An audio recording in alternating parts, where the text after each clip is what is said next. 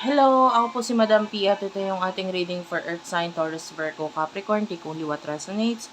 By the way, ito yung other channels natin. Ayan, Facebook page, Madam P. Follow nyo ako dyan, guys. Meron tayong pala ngayon, raffle reading if you want na makasali dito. Like and follow Facebook page, Bandang Sibol. Like and share yung pinned video, Buntong Hininga yung kinanta doon. And i-comment mo lang I love Bandang Sibol and your birthday. Basta yung ang suot ko doon ay nakasaya ako na mahaba. Okay, na brown. So, para makasali ka sa ating raffle reading, nagaganapin ngayong end of November 2025. Tatlo yung bubunutin ko. Kung sino yung mga magko-comment, of course, yun yung aking isasali. At yung mag-share ng video at magpa-follow sa amin, yan yung aming isasali doon sa raffle reading. So, let's start. What do we have here for Earth sign? Taurus, Virgo, Capricorn. For Earth sign, please. For Earth sign, what do we have here for the sign of Earth sign?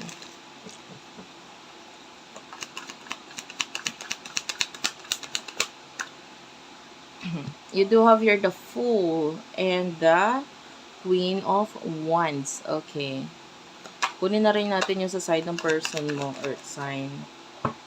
Okay, so ikaw, nakikita natin dito, willing kang mag-take ng risk dito sa person na to na umiiwas at lumalayo sa'yo.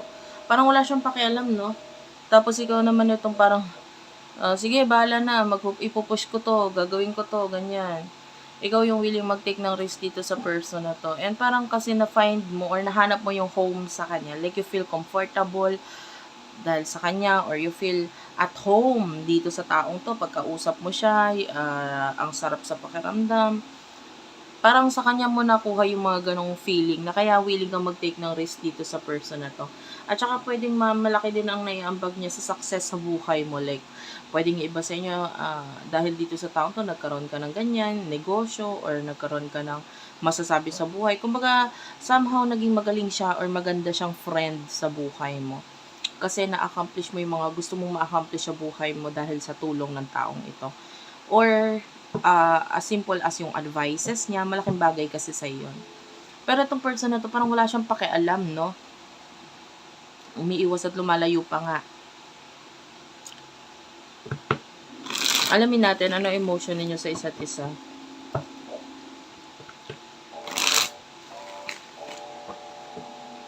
For Earth sign, please. For Earth sign.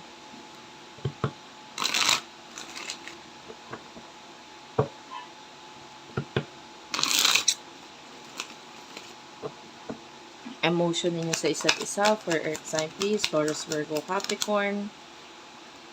You do have the Strength card, the Four of Cups. The Five of Cups, okay. The Queen of Cups. Clarify natin why the Five of Cups is here. The Five of Cups is clarified by the Temperance. Okay. Five of Pentacles. Ayan.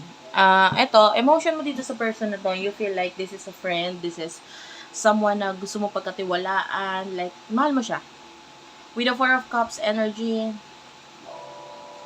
nakukuha natin ito as yung emotions mo dito sa person na to na parang hindi ka sigurado sa kung ano yung nararamdaman niya sa iyo eh. Hindi ka sigurado sa nararamdaman mo na rin sa kanya. Parang gusto mo lang mag-take ng risk, pero part of you is kasi alam mo mahal mo yung tao, pero alam mo yon, yung parang you're unsure of ano ba dapat maramdaman dito sa taong to, pero mahal mo siya. Okay? Gusto mo yung presensya niya, yung kung ano yung nagagawa niya sa buhay mo. Like, nagkakaroon ka ng growth through the help of this person. Ngayon yung person na to, nalulungkot siya, nasasaktan siya. Mahal ka rin ng person na to, and with the Temperance, nakikita natin naghihintay siya. Maybe naghihintay siya sa perfect moment, sa timing, ganto ganyan. Pwedeng hindi pa siya ready sa ngayon, sa sarili niya. So, kung may mali dito, yung siya yon, kung may kulang siya yon, especially with the Five of Pentacles, pwedeng financially hindi siya okay, or may mga kakulangan siya sa sarili niya, kung bakit hindi siya makapag-open up sa'yo. Okay, lalo na yung iba sa inyo, pwedeng ang energy mo masyadong mataas para sa kanya. Kumbaga parang hindi kita kayang tapatan sa ngayon. Kasi feeling niya, mas below siya sa'yo.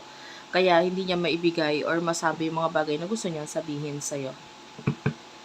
So, what will happen in the near future for you, Earth sign? In the near future for you, Earth sign.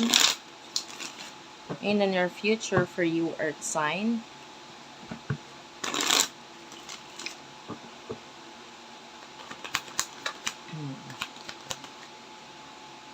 Okay, you do have here the Emperor, the Seven of Pentacles,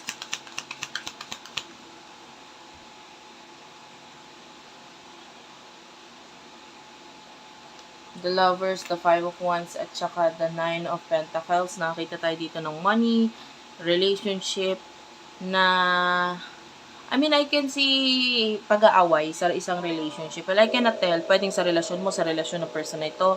Kung meron. Kasi with the Emperor, nakikita natin na you will build something eh. Meron kang mga bubuin ulit sa sarili mo. Which is with the Seven of Pentacles. It has something to do with money. Sa relationship, nakakita tayo ng pag-aaway. Well, hindi lang klaro kung kaninong relasyon. Pwedeng sa relasyon mo, sa relationship niya. Pero nakakita tayo ng success dito pagdating sa career. Big change pagdating sa mga responsibility niyan. With the Ten of Wands, mababago yung responsibility o responsibilidad. Like if you're dealing with someone na may may pamilya or may anak. So may mga responsibilidad siyang kailangan ayusin doon bago maging maganda or maging maayos yung pamumuhay, or maging malinaw or maayos ang lahat. So parang ganun. But I can see pag-aaway pagdating sa relationship. Pagdating sa career, wala naman tayong masabi, napakaganda na yung sinasabi dito. Ituloy mo lang yung sipag mo, diskarte, sipag, pagdadasal yan. Ituloy-tuloy mo lang yan. Kasi, of course, yung mga skills mo na binigay sa'yo nung pinanganak ka, gamitin mo lahat yan. Kasi definitely, may patutunguhan ka pagdating sa career mo. Okay, pagdating sa love, medyo magulo pa sa ngayon. Kasi, lalo na sa side ng person mo, kasi hindi niya nga rin alam kung ano yung, kung siya mismo sa sarili niya, hindi niya alam kung ano yung dapat niyang gawin. Kasi marami pang kulang na nakikita siya sa sarili niya. Okay, so thank you for watching. I love you all, guys. And be sure, na gawin mo to kung gusto mo makasali dun sa aming raffle tarot card reading para magkaroon ka ng chance na makapagpa-tarot card sa akin. Ayan. So, punta ka lang sa Bandang Sibol na Facebook page. Member ako niyan, guys. Ako ang vocalista. Isa rin ako sa songwriter. So, sana marinig mo yung mga kantang ginagawa namin, and like and share yung pinned video.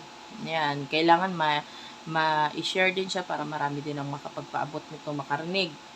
No? And comment. I love Bandang Sibol and your birthday, of course. That's it for now. Thank you for watching and bye-bye.